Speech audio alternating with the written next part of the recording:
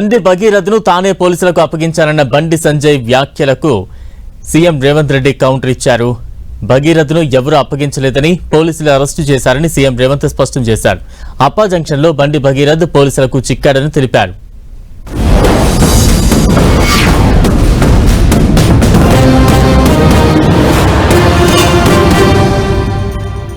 అన్న కొడుకును ఓ తండ్రి పోలీసులకు స్వయంగా అప్పగించినటువంటి సందర్భం ఏదైనా ఉందా?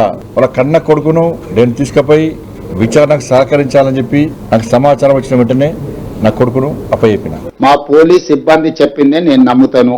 అతన్ని అరెస్టు చేసినాము. మీరందరూ ఒక్క ప్రశ్నకు నాకు సమాధానం చెప్పండి. ఒకవేళ సరెండర్ చేస్తే వాళ్ళ పిల్లవాడిని వాళ్ళ ఇంట్లో పెట్టుకొని పోలీసులను పిలిపించి అప్పచెప్తారు. అప్పజెన్షన్ మీ ఇల్లా నా ఇల్లా? రోడ్డు మధ్యలో పోలీసులు నాకాబందీ చేసి వెహికల్స్ ని చెక్ చేస్తున్నప్పుడు అప్పా జంక్షన్ లో బండి భగీరథ పోలీసులకు చిక్కిండు. ఇది మా పోలీసులు నాకు చెప్పింది.